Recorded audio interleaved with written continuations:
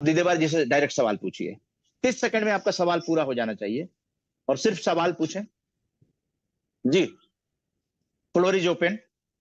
Open house interactive session हो रहा है, संकोच न करें, समय है, मौका है, उलझनों से निकलने का प्रयास कीजिए। स्वागत है। जी जी, नाम बताकर कहां से जुड़े हैं ये भी बताइए। Video video video. हाँ, मैं दिल्ली से अच्छा, नरेंद्र पेटनेसर बोल रहा हूँ। मन्ना सर, मेरी आवाज आ रही है? जी जी, आ रही आ रही आ रही।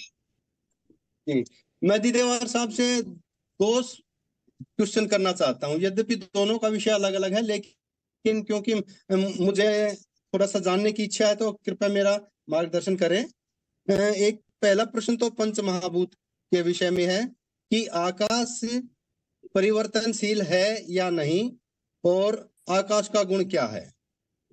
और दूसरा प्रश्न है कि जी हाँ जी, बोलिए, दूसरा प्रश्न बोलिए। दूसरा प्रश्न है कि जब मानसिक स्वास्थ्य व्यक्ति का खराब होने लगता है तो उसके शरीर पर पड़ने वाले जो प्रभाव, उनका चिकित्सीय प्रभाव, मतलब उन बीमारियों का चिकित्सीय प्रभाव क्या पड़ता है, रासायनिक जो होता है, जो हार्मोन्स का, वो प्रभाव के, उस प्रभाव के बारे में भी मुझे बताएं। ठीक है, प्रश्न तो आपने छोटा करा है पर उत्तर बहुत बड़ा है, बहुत गहरा प्रश्न करा है, तो थोड़ा सा मुझे समय लेना पड़ेगा। आपने कहा है कि आकाश जो है परिवर्तनशील है। नहीं, आकाश वैसे का वैसा है, कभी परिवर्तन नहीं हो सकता। हमने जाने अनजाने उसे तत्व कह दिया है, मगर तत्व वो जो है होता है जो परिवर्तनशील होता है। और सृष्टि ने जब इस सृष्टि को सृजना करनी थी तो उसे एक जगह चाहिए थी। सर्वप्रथम ये सृष्टि की जरूरत थी, मानव या किसी जीव की जरूरत नहीं थी, तो इसलिए उसने सर्वप्रथम आकाश की रचना करी। और फिर जब उसने ग्रह नक्षत्रों बना दिए और उसके बाद तीसरी जगह जब उसने जीव बनाए, तो जीव का जीने के लिए जो चाहिए था, सर्वप्रथम उसे जो है श्वास चाहिए था। जब श्वास के लिए उसने वायु बनाई, और हर जीव के लिए जहां पर भी उसका पृथ्वी के अंदर किसी भी जगह आगमन होता है, वो उसे वायु वहां मिलती है, वो श्वास ले लेता है। दूसरा है कि उसे शरीर के अंदर एक ताप चाहिए था, अग्नि चाहिए थी, नहीं तो वो मृत हो जाता। इसलिए उसने सूरज के द्वारा उसका ताप जो है, गर्मियां उसे जिस जगह पे उसे आगमन हुआ था तो उसे मिला। हवा के अंदर भी गर्म सर्द होता है, तत्व में बदलाव है। शरीर के अग्नि के अंदर भी जैसे पृथ्वी घूमती है तो उसकी अग्नि के अंदर, सूरज की अग्नि में भी परिवर्तन होता है, इसलिए वो तत्व है। और तीसरा जो है, उसको जल चाहिए था, तो सभी जीव प्राणियों के लिए जल जहां पर हुआ वहीं प्राप्त उसे मिला, और बरसात के रूप में अंदर नदी नाले और समुद्र के माध्यम से उसे कहीं नहीं जाना पड़ा। और चौथा जो है, उसे अपने शरीर के लिए उसे आहार चाहिए था, इसलिए धरती के अंदर वनस्पति करी, तो हमने उसे धरती को मान ले। ये 4 तत्व हैं और आकाश इन सभी के अंदर है। आकाश की आवश्यकता थी सृष्टि रचयिता के लिए, उसके अंदर किसी प्रकार का बदलाव नहीं हो सकता, मगर ये 4 तत्व जो हैं वो जीव प्राणी के लिए थे बदलाव करने के लिए, मगर ये तत्व जो है वो सभी जीव के लिए थे, वहीं आगमन के लिए। मगर एक तत्व जो है वो सृष्टि नहीं सृज कर सकती, और सिर्फ व्यक्ति अपना तत्व खुद बनाता है, अपने व्यक्तित्व को निखार करके। इसलिए उसने अपनी डे बाय डे उन्नति करता जा रहा है और अपने व्यक्तित्व को निखार रहा है। और जिसने अपना व्यक्तित्व को निखारा है, वो जब इस सृष्टि से उसका प्रस्थान हो जाता है शरीर से, तो उसका सदियों तक मानव समाज के अंदर अस्तित्व रहता है। हमने जिनको पूछते हैं, या जिनको भी राष्ट्रीय नेता हैं या साइंटिस्ट हैं या पीर पैगंबर है, वो उनका अस्तित्व इसलिए है कि उसने अपने जीवन काल के अंदर अपने व्यक्तित्व को निखारा है। और ये गुण हर व्यक्ति विशेष के पास है, किसी और जीव के पास नहीं। और दूसरा प्रश्न जो है, पहले प्रश्न का उत्तर मैंने यहाँ दिया है कि आकाश जो है वो स्थिर है, उसमें बदलाव नहीं हो सकता। और जो आपने तत्व की बात करी थी, ये तत्व जो है 4 दूसरे हैं, और 2 तत्व जो है, एक तत्व शरीर के अंदर रह के व्यक्तित्व बनाता है, और जिसका व्यक्तित्व होता है, तो 7वां तत्व जो है उसका अस्तित्व सदियों तक मानव समाज में रहता है। ये 7 तत्व सिर्फ मानव के ऊपर हैं, जो वो खुद निर्मात करता है, 2 और 5 जो है सृष्टि द्वारा सभी जीव के लिए। और दूसरा जो आपने प्रश्न करा है कि रोग, मेरे शरीर में जब बाहर से कोई रोग मिलता है, मुझे किसी मच्छर ने काट लिया, मेरा एक्सीडेंट हो गया, कुछ ऐसे चीजें हो जाती हैं, तो वो उसका उपचार बाहर से होता है। मेरी हड्डी टूट गई है तो मैंने बाहर से करा, तो हड्डी अंदर भीतर से स्वयं सुनती है, हम उसका कोई इलाज नहीं करते हैं, पर उसे लग रहे थे। मेरे भीतर का कोई भी रोग हुआ है, यकीन मेरे को बाहर से उसका इलाज नहीं हो सकता, ना हो सकता है, कभी हुआ भी नहीं है। अगर जो हम करते हैं वो टेम्परेरी रिलीफ है, रिप्लेस है, कन्वर्ट है या डाइवर्ट है, मगर इलाज नहीं है। बीपी का इलाज नहीं है, शुगर का इलाज नहीं है, हम स्प्रेस करते हैं या ट्रांसफर कर देते हैं।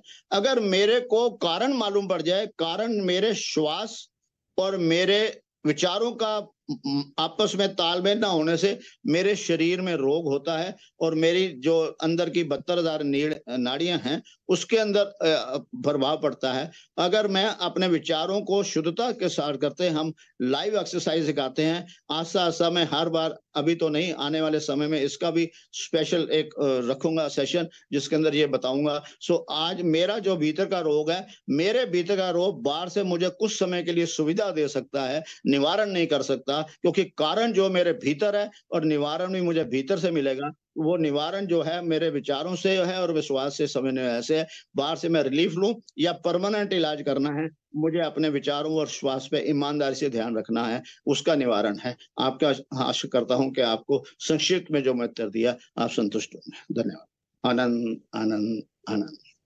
जय हिंद। बहुत अच्छा प्रश्न और उसका माकूल जवाब, और बिल्कुल मुझे लगता है टटेसर जी आप संतुष्ट हैं? जी सर, जी सर। चलिए, धन्यवाद। अब दूसरे जो प्रतिभागी यहाँ जुड़े हैं वो दीदेवार जी से डायरेक्ट 30 सेकंड में सवाल पूछ सकते हैं। केवल सवाल, ओपन हाउस सेशन है। मैं मोहम्मद इसहाक खान। जी, जय हिंद। स्वागत है, स्वागत है। तुलसीदास जी के मुताबिक सुख और दुख 3 प्रकार के हैं, दैहिक, दैविक और भौतिक। क्या आकर्षण को भी हम ये वर्गीकरण कर सकते हैं इस तरह से? ये अगर मैं, ये तुलसी साध के व्यक्तिगत विचार थे, दीदेवार के ये विचार नहीं है। सो हम जिसको मान सम्मान देते हैं, हमने उनके विचारों को ऐसे ही उठा लिया है और अपने जीवन में कर लिया। हो सकता है उनके जीवन काल के अंदर होता है। कल हम लैंडलाइन इस्तेमाल करते थे, आज हम लैंडलाइन इस्तेमाल करते हैं। मानव ने प्रगति करी है, सो हमें अपने पुराने विचारों में भी बदलाव लाना होगा। अवश्य नहीं कि जो आज से सदियों पहले कहा गया है तो वो आगे नहीं है। जो 5वीं में कभी पहले प्राइमरी स्कूल ही होते थे, तो प्राइमरी स्कूल पढ़ने वाले ने ही मिडिल स्कूल बनाया है। जो स्कूल में नहीं गया उसे मिडिल स्कूल नहीं बनाया। फिर मिडिल से हम जो है +2 में गए, यूनिवर्सिटी बनाई। सो हम उसको अंतिम ना समझें। पहला तो मेरा आपसे निवेदन यह है कि जो कहा गया है उसके प्रति हम अपने में विचार करें। सुख और दुख मनुष्य के जीवन के अंदर कभी हो नहीं सकता, उसके जीवन में सिर्फ आनंद ही होता है। मैं सुख और दुख क्या होता है, जिसके अंदर मैं चाहता हूं वो हो जाए तो मुझे सुख मिलता है, और जो मैं नहीं चाहता वो हो जाए तो वह दुख होता है। सो सुख और दुख नहीं है कभी भी, वो मेरे भाव के अनुसार है, मेरे विचार के अनुसार है। मैं आपको हर जीवन के अंदर मेरे में आनंद रहेगा, मैं उसके इसका आंसर देता हूं। किसी ने क्या कहा उससे नहीं, मैं अपने विचार दे रहा हूं दीदेवार के अनुसार। आपके प्रश्न का उत्तर जो है अपने विचारों से दे रहा। और आप अपने पर देखेंगे तो आपको कैसे इंसान आपके अंदर उसका कैसा रिजल्ट है, अगली क्लास में आप बताएंगे जो मैंने आपको निवारण बताया। जो भी मुझे स्वीकार नहीं है और उस समय मुझे दुख होता है,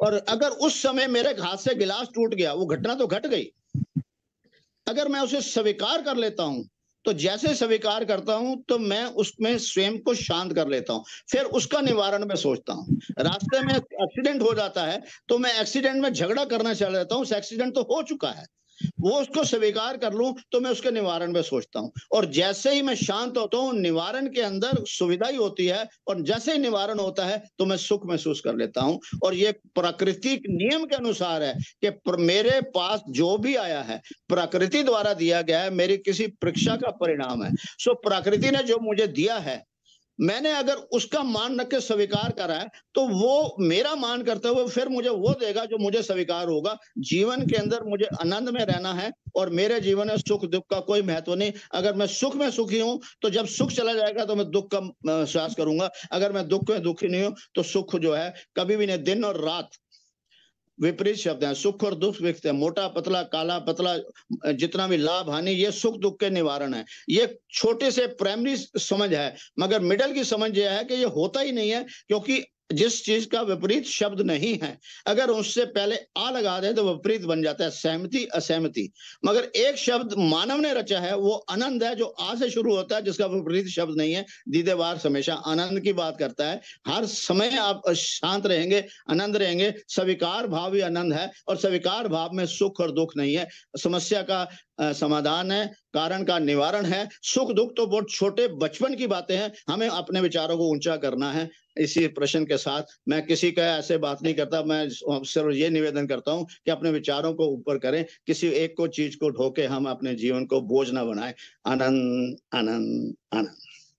जय हिंद। बिल्कुल सुरजीत सिंह दीदेवार जी ने जो कहा है वो बिल्कुल अक्षरशः सत्य है। स्वयं का स्वामी बनिए, अपने सांसों की गति को देखिए, आपको सकारात्मकता अपने आप आएगी, और उससे आपके जीवन में जो समस्याएं हैं, उलझने हैं, उसका भी स्वतः समाधान भी मिलता जाएगा, क्योंकि जो शांत मन है वो समाधान प्रस्तुत करता है। तो ईशा खान जी को बिल्कुल माकूल जवाब मिल गया है। जी जी नेक्स्ट जी। हाँ, मैं ये कह रहा था जी, चलिए ना पूछ लीजिए और क्या बात। मतलब ये था कि आकर्षण का स्वरूप क्या हर परिस्थिति में एक हो सकता है? कुछ ऐसा इस स्वभाव का प्रश्न था, लेकिन उन्होंने विस्तार से जवाब दिया। बहुत बहुत शुक्रगुजार हूं मैं जी।